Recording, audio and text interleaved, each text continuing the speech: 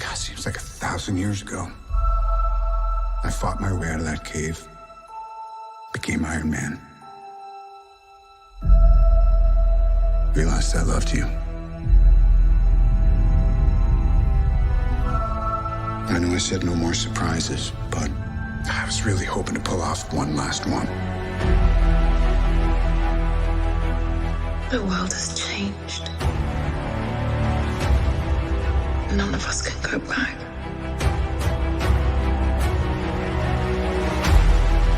All we can do is our best. And sometimes the best that we can do is to start over.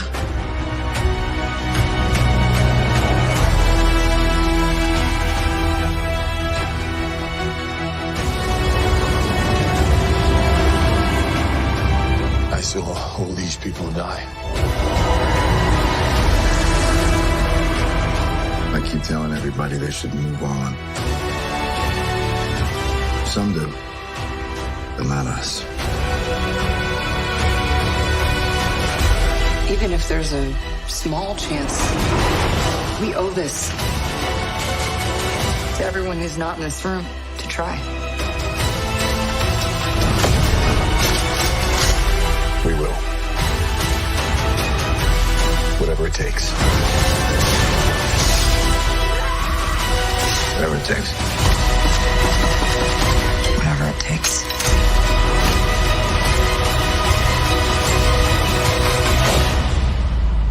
Whatever it takes.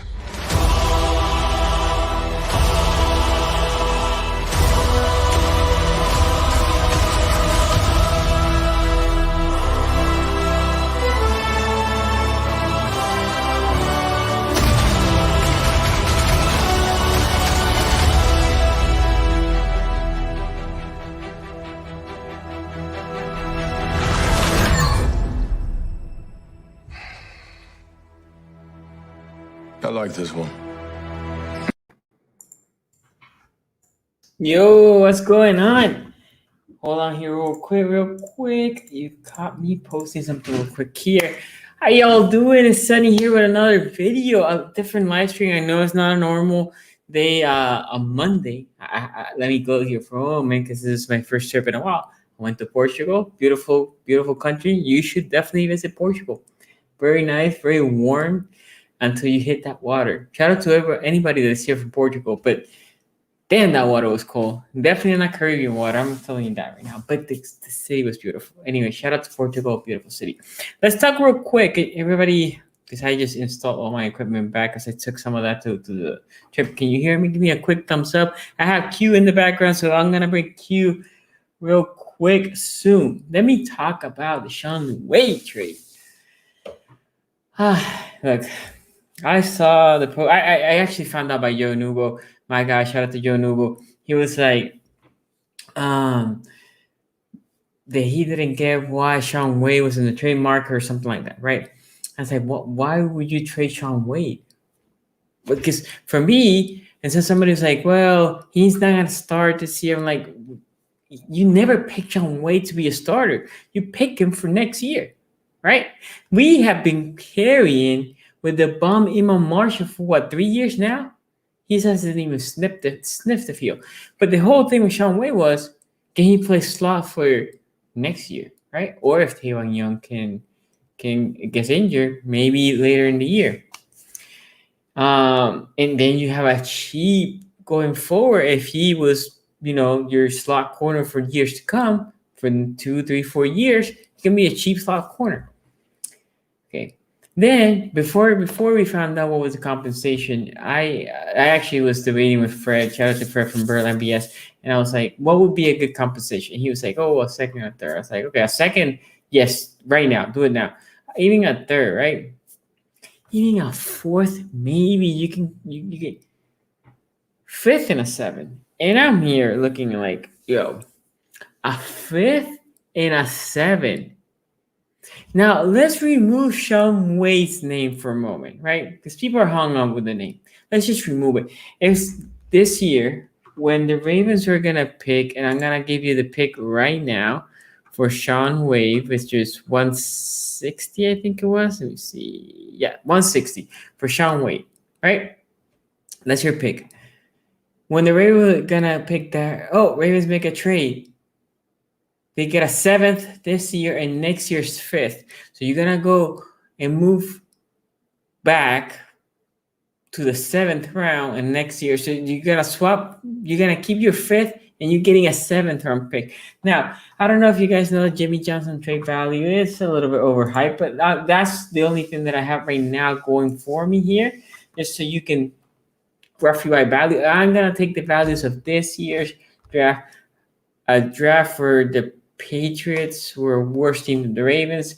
Okay. The Ravens pick was approximately 25.8. For those of you that know, 3,000 points is the first overall pick. So 25.8 points is very low, obviously, compared to the first overall. Now, if you take then the 5th round pick of the Patriots this year, which was 177, and then the 7th round pick, which was almost compensation area, you still are losing 5.8 points. What does that mean is if you take the value of their 5th and 7th pick versus that 5th pick that we get, this is for this year, we lost about 5.8 points, which is approximately a higher 7. Now, if the Patriots are really, really bad, then yes, compensation might be good, right? But still, I'm baffled. I'm baffled that somebody said here, or somebody was telling me on Twitter, like, oh no, but Shaun Wade, he was not gonna make the team. Like, why was he not making the team? Oh, Darius Washington. If you've been following this channel, you know I like Darius Washington. Undrafted rookie. He was also a free safety. Oh, but he's been playing slot corner. Yeah, in the preseason, they want to know if he can do man coverage, right? All the safety have been playing in the slot to see if they can do man coverage, right? Oh, Warrior. Okay, a guy that was last year in the practice squad. Yeah. Okay, is he that better than Wade? Well, no, it's just been versatility. He plays safety, and you saw him in the slot. I also saw Shaun Wade playing in the outside and in the slot. I know in the outside he had some problems in college last year. But still, right? Oh, Sonny, but you don't understand. It's like, no, literally, I just don't understand. I just don't understand this trade, right? But nevertheless, they made the trade. They're gone. Shaun Wade is gone. For all those that love Shaun Wade, they're gone. Let me do a roll call here, and I'm gonna bring my guy. Paul Masick, Ravens 76B, Morton Dimelo, M. Raven. Shout out to all of you Ravens, Ron, Thomas Morgan, Cam Neal, and shout out to Paul Masick again. And shout out to everybody that is not commenting right now, but is there watching the stream. Yo, I'm going to do a warm welcome here to my guy, AFC North co-host, Quincy. How are you, man? How you doing today, Sonny? To be honest, I'm beat. I came from vacation, and just before the stream, I was doing some exercise and I have no arms. I'm like, I feel like shit. There is nothing more exhausting than when your team does something you think is really like not smart in this part of the season, because this is where everybody is in like the full wrenches of the dogma of following their team and trusting whoever their GM is. And look, I'm a Browns fan. We have trusted some terrible GMs in the past. So I can only imagine what it is when there's like some credibility associated with your GM where people are like, oh, don't you dare. Because I got it from my fans about because the Browns aren't playing their starters. They don't look like they're going to play them at all. And I'm like, I get wanting to be safe, but I don't know if that's necessarily the smartest thing in the world. Like, you do need to practice full contact for football. But this whole Shaun Wade thing, trading him for basically no value, essentially, right? 5th round pick. Like, the best you could get is like maybe the same 5th round pick, but you're trading him to the Patriots too. So like, I don't understand that one unless like they know something about him, which is, I always hate that assumption. Oh, well, maybe they saw something in practice, because like we can't prove that. But it's just, it is one of them things where it's like, why did they do that? But It was a head scratcher to me when I came from work and I was like seeing all this, like, because the other one that they rumor is Veritek, right? And I know you don't know who he is, Quincy. He is the backup kicker, and the Raven have done this before. That they bring a kicker, looks great in preseason. Yeah, they And trade their backup kicker on it because they're not cutting yeah, Justin Tucker. exactly. But that makes sense. You get a 7th for him, a 6th, whatever you get with him, great, right? But Shaun Wade, you drafted him this year, 5th round. And again, for the people that are arguing, like, yeah, he's not going to start, tell me which 5th round pick you draft and you're hoping he starts that year. Yeah, that 7th round and that 5th round pick in 2 years is definitely going to start suited to Shaun Wade, right? Yeah. Yeah. So for me, again, I'm baffled. I'm going to defer to them, but you guys know I tell you how it is, and I was not happy with the trade at all. Didn't like it. Like I said, at best you get equal values. So essentially, you said, "Well, I'm gonna delay this pick for next pick, and yes, sure, I'll get a 7th." And by the way, this 5th round pick is not for next year; it's for the following year. Next year, you're getting a 7th. Yeah, that's what I'm saying. So the value is actually you lost a round, right? Because when you trade for the next year, it's really like getting a 6th round pick this year when it comes to the value chart, right? So Yeah. That's weird. I mean, like you got something for him, unless like they were convinced they were gonna have to cut him. It doesn't really make much sense. Yeah. But you know, Now they're deep in corner. And when we drafted Shaun Wade, I said at the time, like, we're deep in corner. It's surprising that they went with corner. But I also understood, like, well, they're about to pay a bunch of people. If this kid brings any potential, then you can cut a guy like Taewon Young. Or if Aver, for example, which sometimes we drop in the slot, can play, he can keep progressing. We can maybe kick Peters in a year. We can cut Peters, push Aver for the outside, and slot Wade on the inside. But again, I mean, and he played decent, guys. He played decent in the preseason. Yes, he wasn't lights out. Again, a 5th round pick. Let me say this, because I know my Ravens guys, you guys are giving A+ to Odafe Owe, and I was the only one here saying that if I was grading him, I was gonna give him a C. Odafe Owe doesn't look lights out. Yes, he was a gunner in one game, and was that impressive? It was impressive to the extent that he's not gonna do that in a real game. So yeah, I don't know, man. Frustration's out. Let me go here. Let me go here. It says the Ravens won the Jameer Illuminor trade. Maybe this one will work out. Look, the Illuminor trade was after he was here for a year, true, and you proven it. I think he was like your 3rd guard. So you were like, okay, he's maybe not making the team. He was here for a couple of years. He was not breaking the team. Let me cut him. O-line is very different from a corner. Corner, you rotate them, you bring them in and out. They also can play special teams. If you have a guard that is your 4th guard in your depth chart, the likelihood of him playing is rough. And if he's playing, your team is in serious trouble when your 4th guard is playing, right? So it's a little different, Thomas. I see where your point, but it's a little different. Anyway, Q. what's up? The reason why I wanted to come, and I had I had Tony the other day or last week, was because we talk in the AFC North about scheduling. And we give you the records, and if you haven't checked, go check the video out. We predicted the record. Q predicted the Browns to be finishing number 1. And I'm not here for him to talk about the Steelers or the Bengals. If you guys want to see those, you have to go check out the AFC North talk. I want to go specifically through this Browns schedule. Okay? And if you have time, I don't know if you have time, Q. I usually try to take some phone calls at the end. If you have time, we might be able to take some if you want to be part of those. But let's talk schedules real quick here.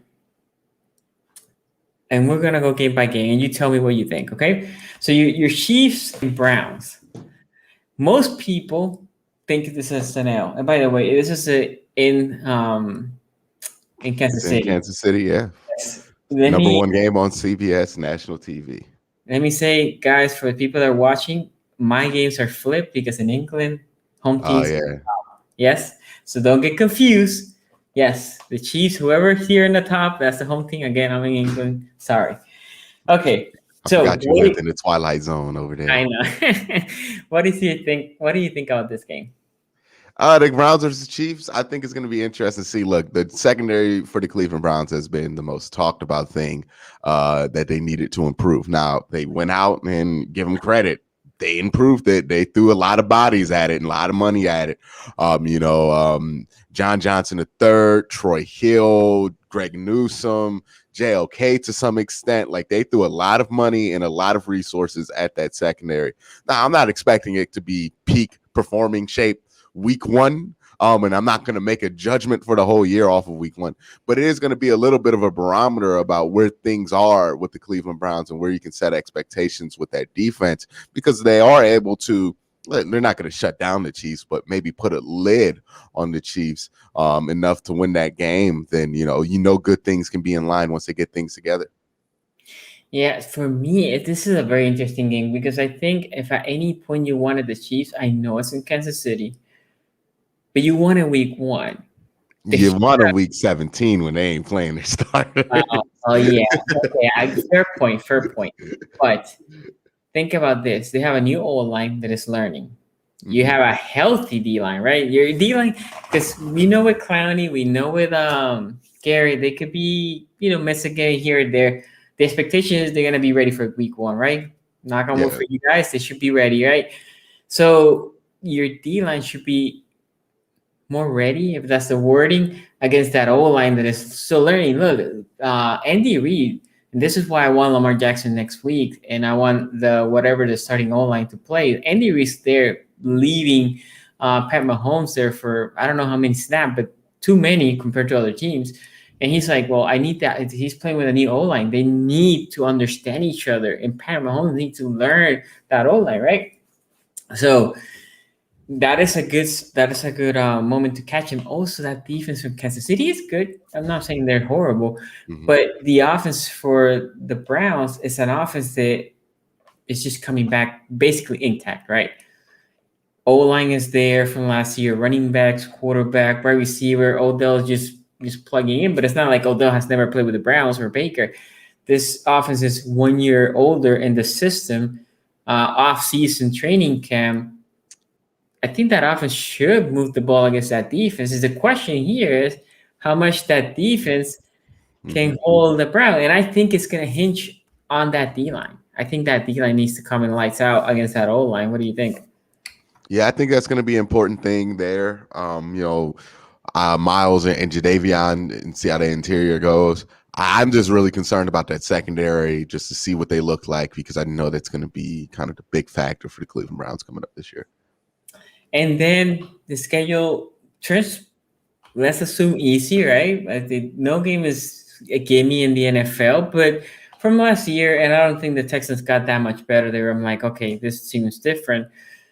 You go back-to-back home games against two teams. They're one's starting a new quarterback more than likely, and the other one has a new head coach, and is turning over things. These are teams and games that, if the Browns are the team that a lot of people, including myself, think they should win, especially at home, especially early in the season, especially in good weather. They should win these games. Sometimes for the Browns, their home field advantage goes against them because it does get really crazy with the weather there, and that can sometimes be more of a detractor than a benefit. But those two games that early in the year, that those should be games that the Browns should win. Yeah, and I think the Vikings are a team that, in my opinion, they are a solid. I don't know, for those of you that used to watch NBA, but when the Atlanta Hawks were that team that usually made the playoffs as that fourth seed, right? They had this for like years. Oh, you mean like the Washington Wizards?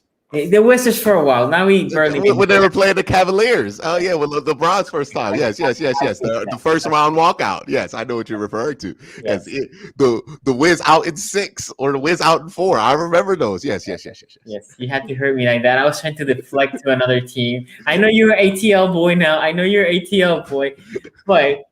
But yes, the Wizards, Atlanta, a couple of teams were like those teams that you're like good/mediocre, like good enough in this regular season, and then if you make the playoffs, you're not there to just be there for too long.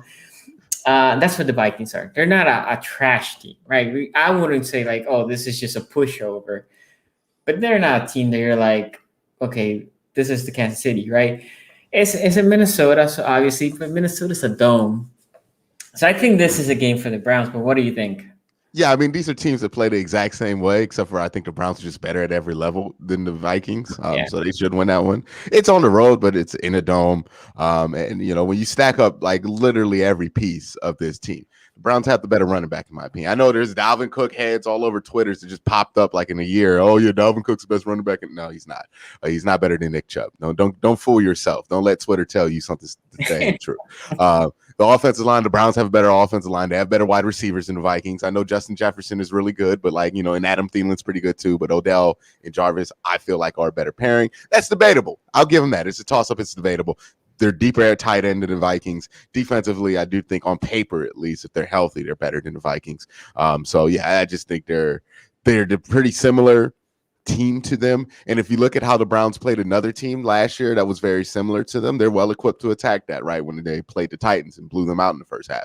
So, I would feel very good about the Browns going into that game. And then, most of these games, if we want to just kind of speed run some of them, the Chargers against the Browns, is that West Coast? Yeah, it is. It's a West Coast game.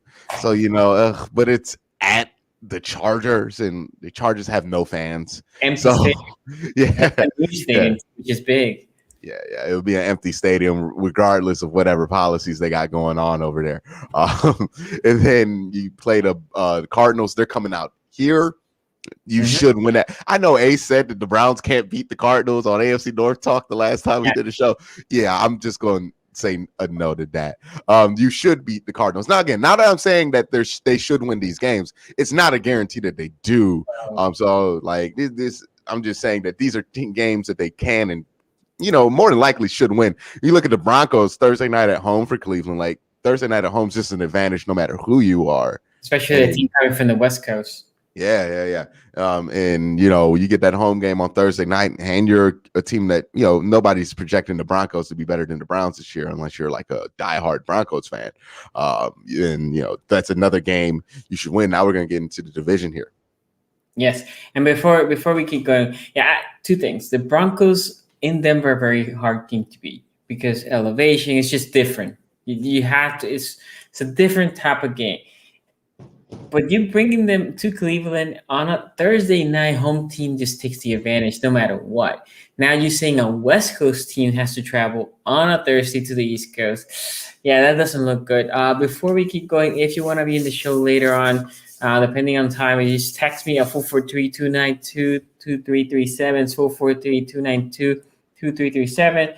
So we can get you here on the show. If you call me, I'll ban you. I'll block you. So, yes, just text. I can call you back later. Okay, yes, division. Here, the Steelers, and you get them at home. At a mini bye, right? You're coming from a mini bye. What do you think of this game?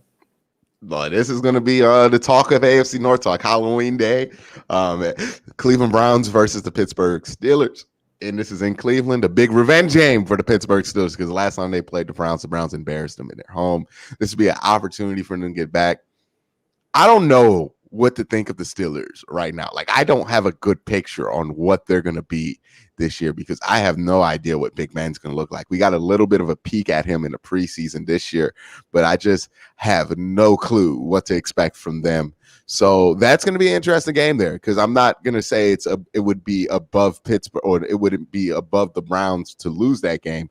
It could certainly happen. I mean, history proves that it's more likely, but this year, I do think the Browns probably should beat Pittsburgh, but I have no idea what to expect out of them this year, and I'm going to kind of take a wait-and-see approach with them.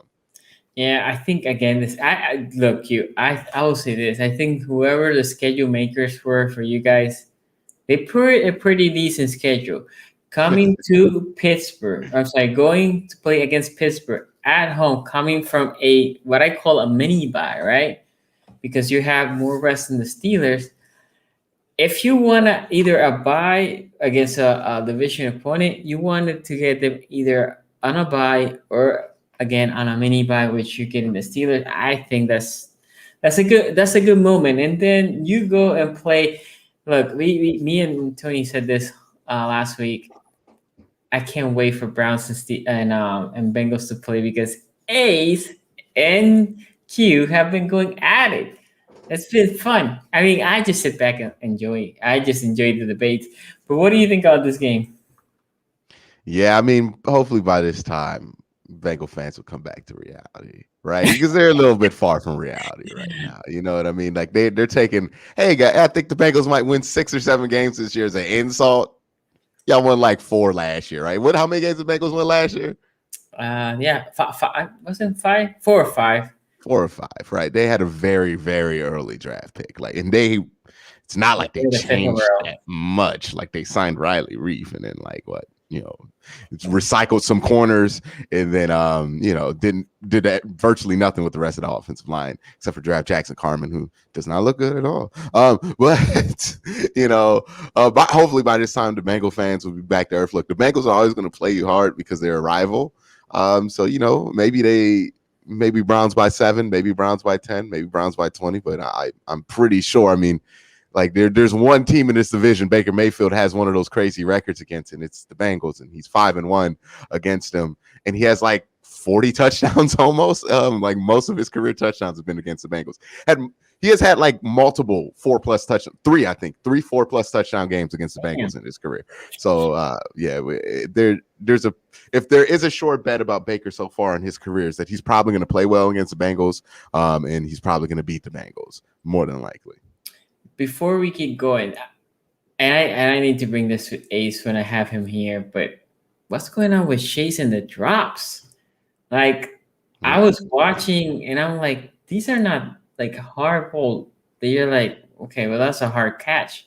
This is why you don't draft wide receivers in the top 5. I tried to tell people because usually the best wide receiver don't get drafted in the top 5 because it's super random. We don't know how to evaluate these dudes. And look, a lot of this might be he's getting hit and he hasn't been hit in a minute. But with drops, dude, like you Raven fans know. Once they start, they don't stop. Like it was like a year for Hollywood Brown, somebody who did not have drop problems at Oklahoma, to kind of get his dropsies out the way. Mark Andrews developed a random case of the dropsies throughout 2019. We got Perriman here too, that he was dropping everything too. Well, Perriman has been dropping everything like since UCF. Like I'll give y'all a pass on that one. But what I'm saying is like sometimes the drops can be more of a mental thing, and once they start, it's hard to get them to stop. Look, okay, so that's something we had to bring that later with Ace. Then you get 2 games. Look, the Patriots are not looking like this year is going to be their year either. It looks like they're reloading to be, I will say, dangerous, right? That if you catch them in a wrong moment, they can beat you. Obviously, November in New England, it's not good weather football, but let's be honest, the Browns are built for bad weather. And then, I mean, the Lions. This is what gets me upset, right? I'm gonna ignore those 2 games because here's the Ravens schedule. This is the Ravens' heart of the schedule for against you guys. You get this bullshit game against the Lions at home, right? Then we get a bye. No. Then you get the Ravens. You get the Ravens, right? Essentially, you get a bye playing against the Lions at home. The Lions are not about that life. In Cleveland, they're a Detroit team, which is a North team, but they play in a dome, so they're not about that life to play Cleveland 21 November. You don't believe in Jared Goff? Jared Goff, no. I believe not. I don't believe in that franchise. They need a major rehab. But anyway, so again, this is why I said the Browns got a schedule like somebody bless you get the schedule. Then you get the Ravens at Baltimore. This Raven game is all pressure on the Ravens. Obviously, we're not seeing the Ravens schedule here, but Ravens go this game, they go to the Steelers, and then they go against the Browns again. Who did you play before that? You know what? Let's pull it out because I can't remember all of them more. You played the Chiefs. No. Chiefs is like week 2. All right. I'm going to tell you right now. We play the Bears in Chicago. Okay, that's not bad. It's not horrible. It's not horrible. It's not Detroit at home, but it's not bad. I get you that. Chicago could be. I mean, they have a good defense, and if they get that offense together, they're probably going to be a good football team. But that's going to happen later than earlier. That's why it's good the Browns play them earlier than later when they're probably going to have Andy Dalton booty butt out there. But yeah, they're tough defense though. They are really tough. They got Leonard Floyd. They got not Leonard Floyd. What's his name? The linebacker. He's from Georgia. No, not Khalil Mack.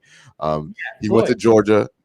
Is it Leonard Floyd? No, he's a stand-up linebacker. He's a stand-up linebacker. He was a great linebacker. He is a great linebacker. I forgot. He's really good now. Chat, you can tell us the middle linebacker from Georgia. Anyway, man, I'm blanking on his name. And I know who you're talking about. Chat will know soon when the delay catches up. But yeah, they have a tough defense. I agree. So that's a hard-nosed game. So that is a difficult team, but it's a hard-tossed game. So and then we play the Browns. So from Chicago, we play them at home, and then we go as the Browns are getting a bye. We go to Pittsburgh, right? And then we go to Cleveland. That's the Ravens, right? The Browns here go Lions. Tough. Tough. Roquan Smith, thank you, Shaun. Yes, thank you, Shaun. I appreciate that. So, by the way, I saw we had 3 messages. By the way, Sonny, you're underselling the rivalry between the Cleveland Browns and the Detroit Lions. 2 hours away, we play over the preseason Great Lakes Cup. That's going to be a fierce battle in Cleveland. I can only imagine. It's going to be a battle. Yeah. I can imagine this is probably the prime time game. And again, guys, you see the times ignored. This is England time. They use 24 hours timestamps as well. So 6 o'clock for me, this game. Anyway. Is that in the morning or in the afternoon for you? This is this afternoon, but the Ravens Brown game, that was 1:20 in the morning. That's like morning time.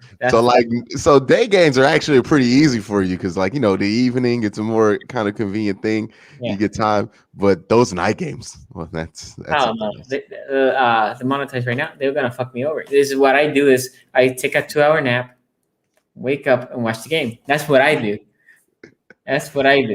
Anyway, so here. I think the Ravens have all the pressure for this game at home, right?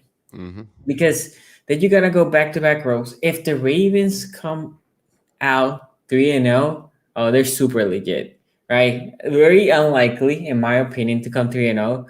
But if they do, damn, that's impressive. Because that many part of the schedule is stacked for the Browns to take 2-0, right? Coming from a pushover team.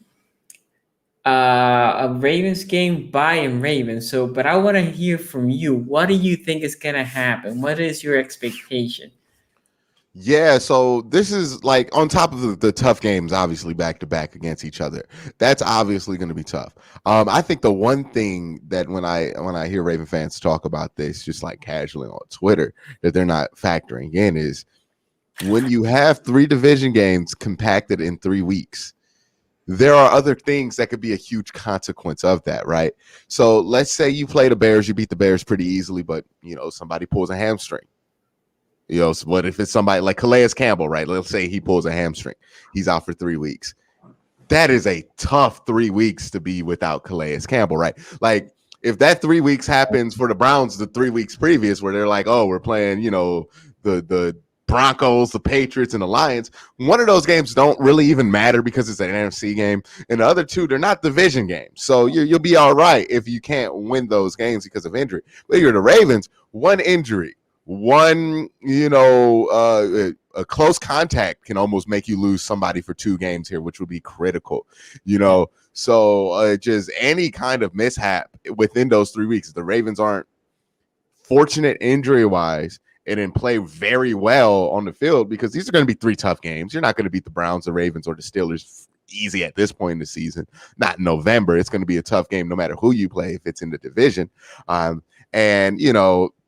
It's going to be one of those things where the Ravens are dealt a pretty bad hand here, right? Because the Browns could lose somebody, have them rest for the bye week, and then not really lose anything when it comes to a game. But if the Ravens lose anybody, if anybody goes down in those 3 weeks, it's going to be double bad, right?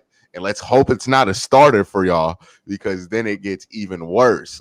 Because could you imagine Lamar goes down for a couple of weeks there? Oof. That would almost cost you the division, and it could cost you the playoffs the way these things right now.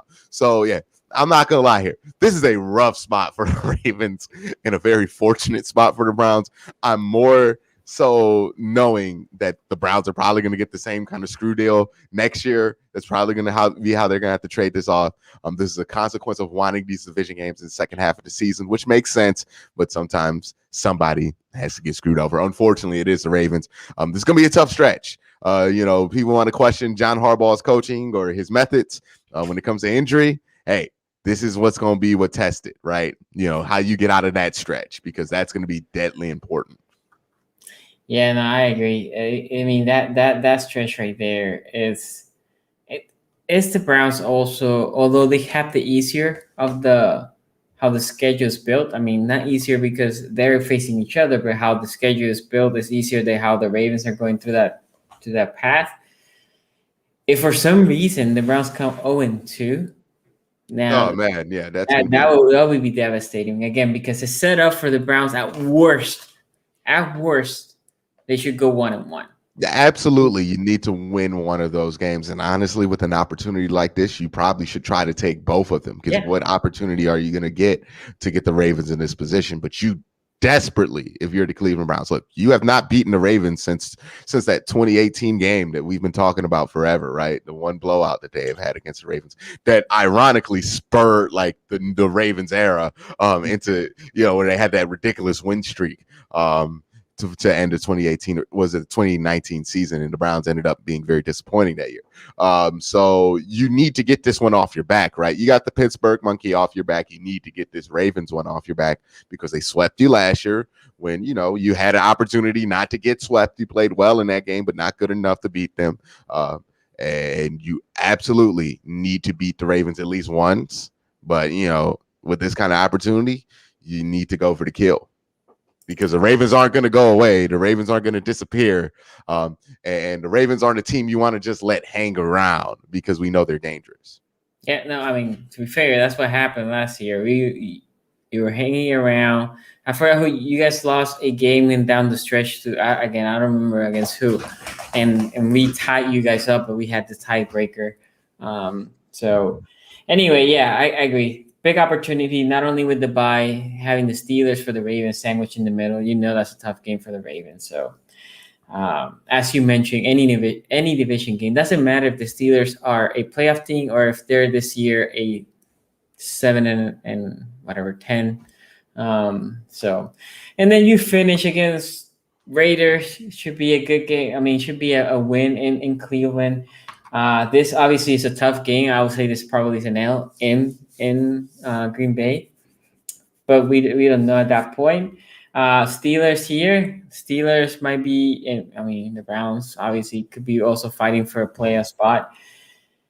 And last game, the Bengals. Again, at that point, who knows what's happening. Case Keenum, DPJ, and the backups by 10. Damn.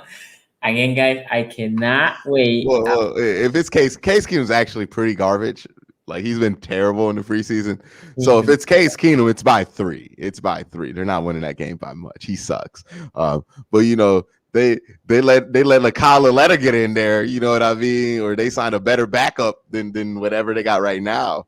Hey, might be Browns by 15.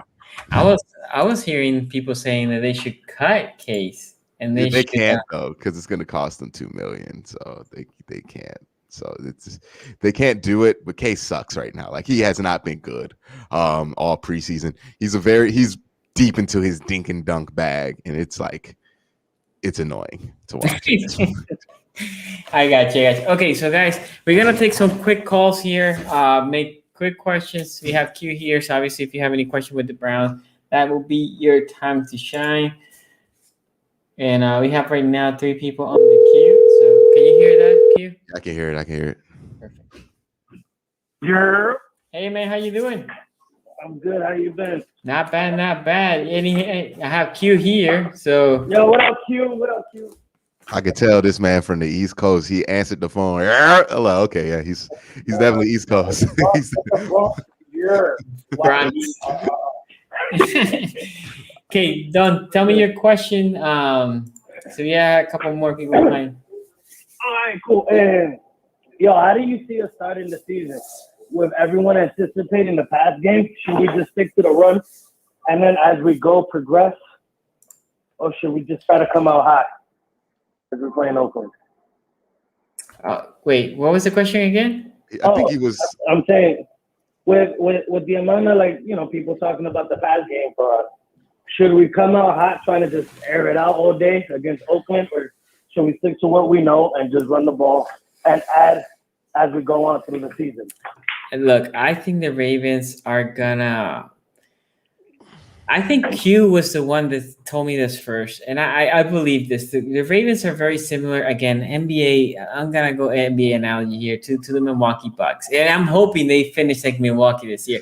And you can also, Now you take that analogy. yeah, no, I love it now. It was an insult 4 months ago.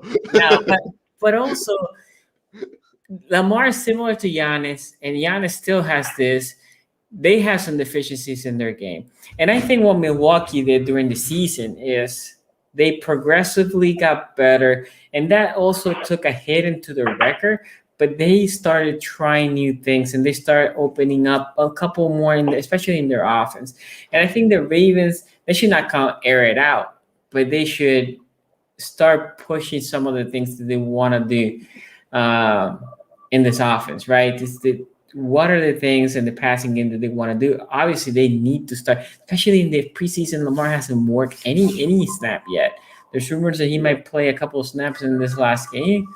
But yeah, they're gonna, in my opinion, they're probably gonna push some of that against the Raiders. Q, you have any thoughts? Yeah, like when I think of the Ravens, right, and when I'm most terrified of the Ravens, and it is very similar to the Milwaukee Bucks, right? Because I think the Ravens are at their best when they're letting it go downhill and just ripping it with the run game. Ain't nothing you can do about that. I know everybody and their mama wants to talk about, oh, what Lamar can't do, and Lamar can't throw, and he can't be a 3-down quarterback, and but people only talk about what Lamar can't do because what he can do, he can do so well that he's very, very successful with.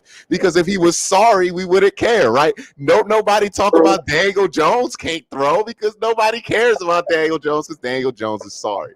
And Lamar is so good at running. He's so good at throwing on the run. He's so good at being like agile out of these passing sets where he has to be mobile that when he's doing that, when he's letting it rip downhill, ain't nothing you need to do. You don't need a counter punch when your first punch hits that hard, and it's similar to Giannis because look, all season, what do Giannis need to get a jump shot? Giannis need to learn how to shoot 3-pointers. Did Giannis do jump shots and 3-pointers in the finals when he won? No, he took thing to the rack. He took the thing to the rack and he did what he knew nobody could stop him to do. And who's going to stop Lamar Jackson? I hear Browns fans tell me all the time, they need to spy Lamar Jackson.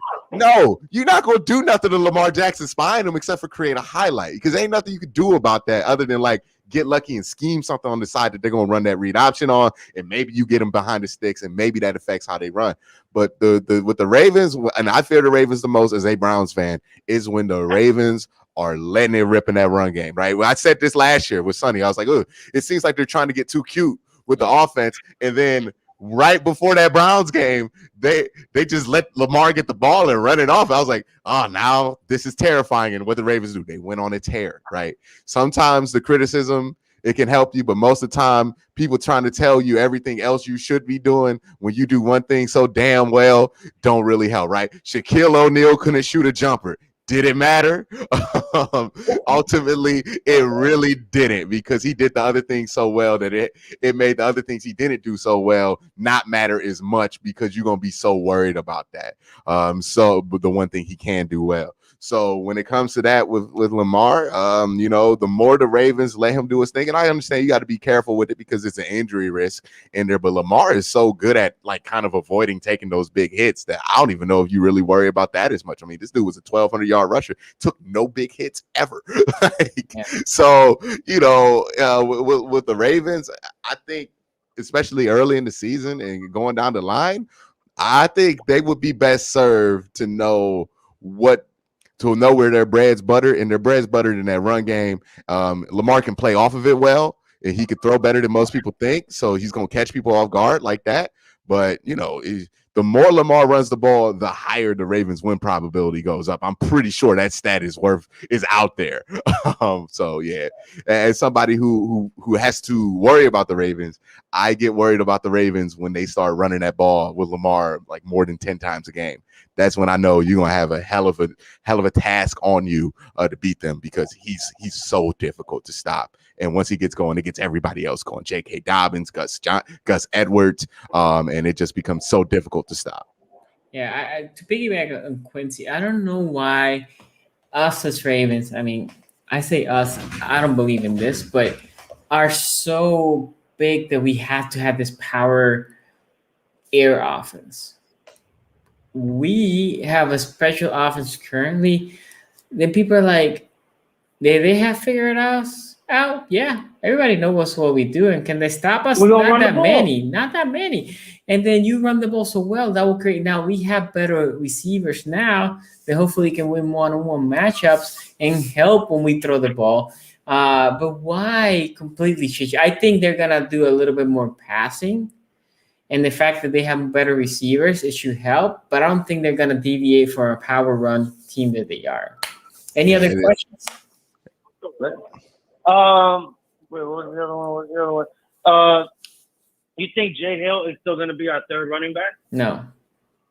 You think he's done? I would have cut him a while ago. I think Justice Hill, is a guy that when he's on the field, he doesn't show, in my opinion, a lot of explosiveness. He's good at special teams, and that's the way that he might make this team.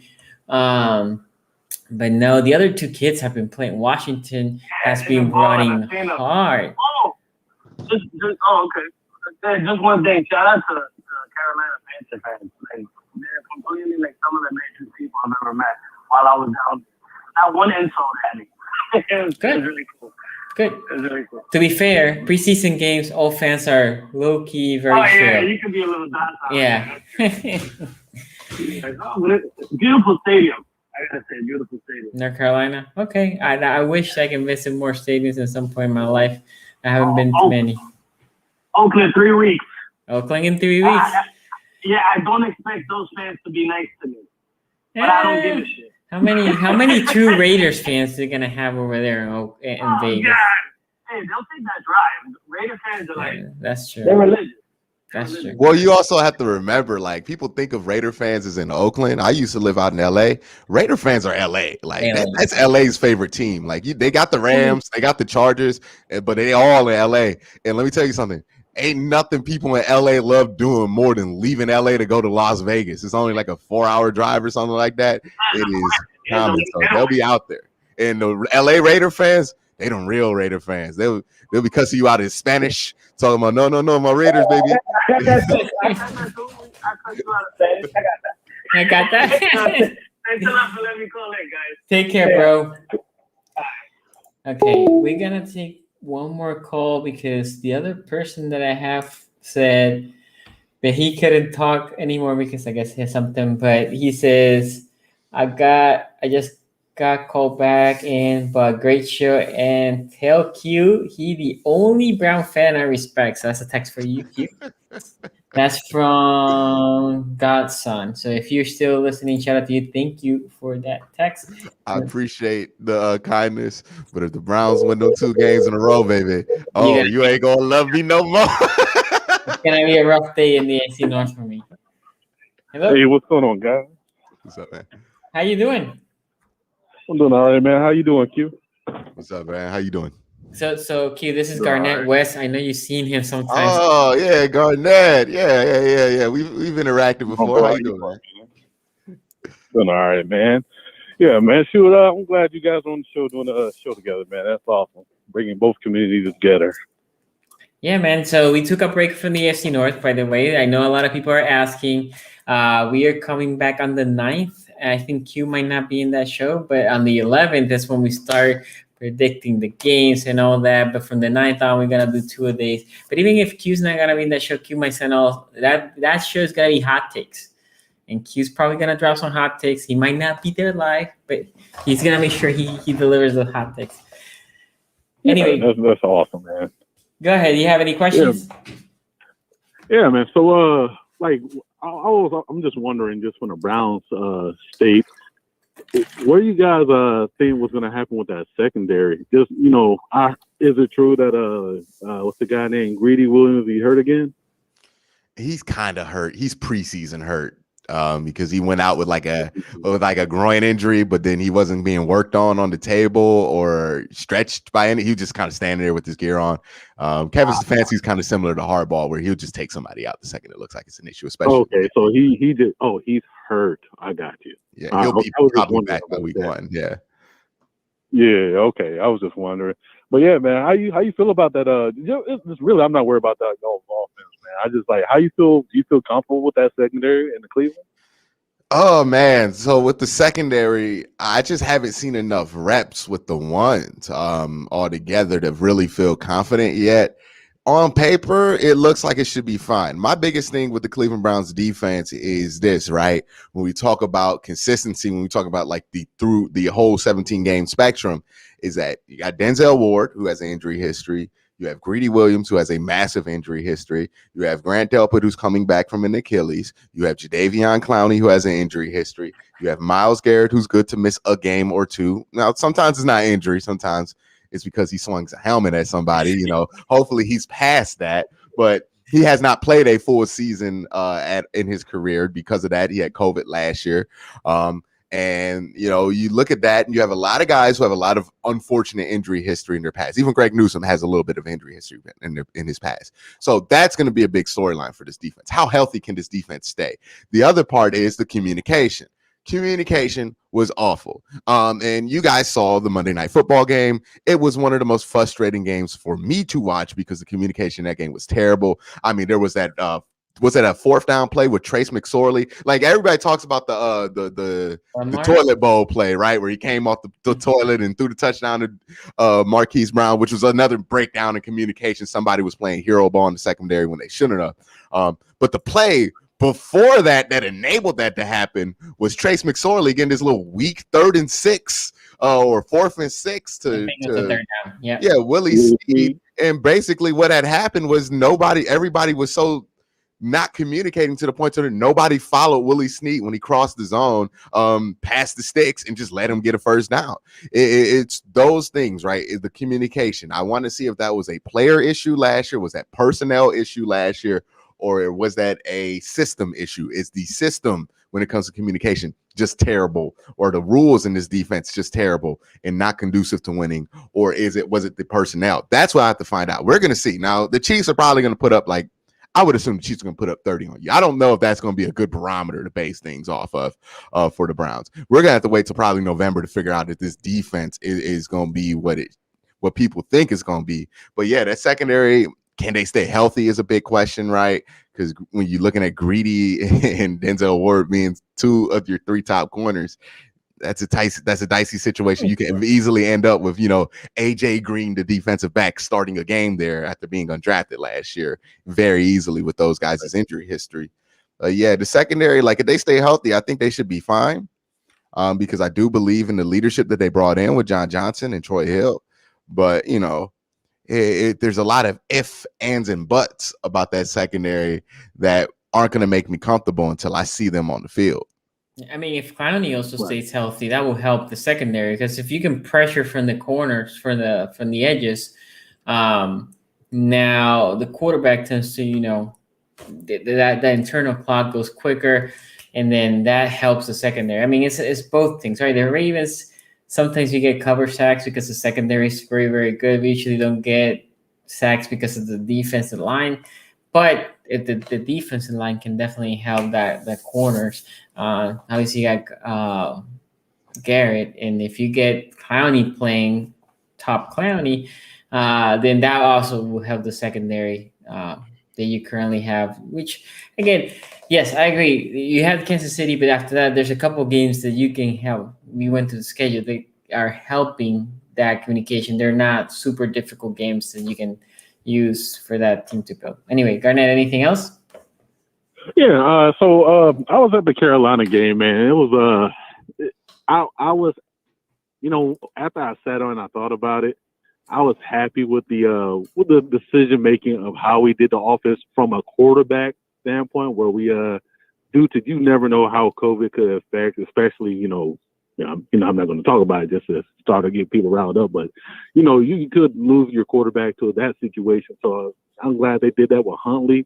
But at the same time, though, I would like to see what we have in these receivers, and I'm just hoping that the Washington game gives us an idea of who's actually good and who's actually just practice squad good, or I would say, or joint practice good, because I was down in Charlotte the whole week and I saw those things, man. But how do you feel about the receiving core? Like, I know a lot of people talk about. I'm not even going to give about the game plan because every first game, like last year when we played the Browns, we beat them like 6-36. I ain't trying to bring it up. I'm just trying to talk about an example. But we came out there. They literally stonewalled us in the run game, and Greg did something that Greg usually doesn't do, which was open up the passing game with new plays, new designs, new concepts, maybe due to the health of the line. But yeah, man, how do you feel about the receiving core, though? Well, I'm gonna defer here first to Q. As a Browns fan, what do you think about the Ravens' wide receiving core? Ooh, Rashad Bateman going out really hurts because I thought he was going to be really good, especially what I saw early coming out of camp. Like with wide receivers, you can kind of see who can like be ready right now very early on in camp. Like, it's not really like one of those things that take a while or they surprise you by most of the time. Right. So with him, I thought he was going to be really good. Now, I don't know when he's going to play. What is it, 5 games still that they're saying, or 3 to 4 or something like that? They haven't put a time. Harbaugh said that he was going to be back in September, but most doctors are saying October. He started practicing and he started moving fairly well already, which I was shocked. I'm not going to lie. I was shocked that he was moving like that. But let's assume that he's going to miss 3 to 4. Yeah, so that's going to be difficult. Yeah, so that's going to be first 3 games because the fact of my bad. I'm just saying because Torrey Smith had the same exact surgery, and I had to dig deep for this when he had the sports hernia surgery, and I was just trying to figure out like, okay, well, he came back in like 3 weeks in a way. So I was just thinking the same thing. My bad for the interruption. I was just had to throw that out there. Now, I will say this one thing, though, with the sports hernia surgery, because Odell recently had that sports hernia surgery. You come back and play on that, he might not be the same guy for about a year, though. Like, it took Odell, because I remember him saying when he was coming back from that sports hernia surgery he had during, I think, 2019 or before 2019, he was saying he couldn't hit his highest gear yet because of the surgery. So he'll be back. I don't know if he's going to look like he did before that. That's going to be something to watch there. Now Sammy Watkins, I don't know how Sammy Watkins is looking there in camp. Sammy Watkins is a good wide receiver. It's just I don't know if Sammy Watkins and Marquise Brown are enough to really kind of lean on that passing game a ton for me. But it's going to be interesting to see what the Ravens do going forward, to see if those wide receivers are going to be better.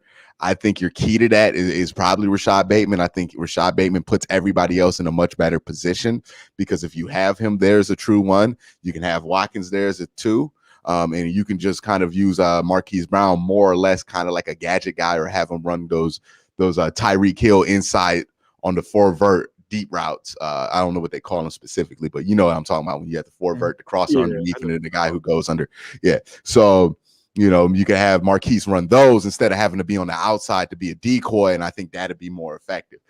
So yeah, I think you can get the best out of all your wide receivers when Rashad Bateman gets there, because he just puts everything into their proper place. My biggest problem, y'all know I've been dunking on whatever you want to call on Marquise Brown for a while here. My biggest thing with him is that he's been out of position, right? He's a fast guy, but he's not a 1 receiver. He's a X receiver, but he's not a 1 receiver, right? There's like a distinction there. He's the fastest receiver on the team, but he's not necessarily a number 1 guy. And I think he has been forced to be used in kind of a number 1 capacity when he's just not that dynamic of a route runner to get away with that. So if you put him into a different situation, I think you're going to get not as much production, but you're going to feel a lot better about what you get out of all your pieces. I see how you didn't mention Jackson role. That's what you're trying to say, basically. Yeah. Yeah, Yeah, that's Deshaun Jackson, Will Fuller, those kind of roles there. Ted Ginn is also somebody who underrated. I know people hear Ted Ginn, they think of like he's a huge bust, but long career, consistent career. He was also somebody who's very good in those kind of roles. Right. Any last question? Because I had Q here that has to leave. Oh no, that's it, man. Like I just can't wait to see you all get back and chop it up, and yeah, that's all, man. Thank y'all. I appreciate it, man. I appreciate it. Q, man. I know we're not gonna see each other probably after the 9th, but where they can find you? Because I know you've been throwing a bunch of Browns videos. So where they can find you, man? Find me on youtube.com/Quincy Carrier. As the season starts, I'm going to have more AFC North content. We pretty much did a full AFC North talk show last week on my channel. So if that interests you, check it out there. I cover the Browns. I talk some AFC North. I make sure we talk about everything. I have AFC North talk guests on all the time. So if you're just a football fan, interested in other football teams and interested in what's going on, check me out. Subscribe down there and follow me on Twitter, even though I haven't been tweeting that much, just because this time of the year, I'm gonna be real with y'all, Twitter be goofy for any fan base or anything. People just be mad about anything. It'd be a real goofy spear. People are beefing in Cleveland Browns spear about stuff that Cleveland Browns fans have said. I don't know what's going on, so it's the summertime. I'm gonna let that be. It'll jump on when the season starts. But follow me on Twitter if that interests you guys there too, at Quincy KWEN_C. Y'all see I'm creative like that. Hey, you guys asked me what happened. AFC North didn't come. If you follow AFC North Talk Twitter, you saw that last week we threw 2 videos. It was just in Quincy's channel. There's part 1 and part 2. About camp. So if you want to check AFC North content, it wasn't in the AFC North channel, it was on Quincy, so go check it out. The link for his channel is below. Y'all, thank you everybody that was here. I appreciate it. Ace, some of you have been asking, he'll be coming in the channel too before the season starts. So make sure you hit that bell so you know when I go live, because I'm trying to work with Ace schedule. You can be here. So hey guys, thank you for coming. Quincy, again, thank you. We'll see you next time. Peace out.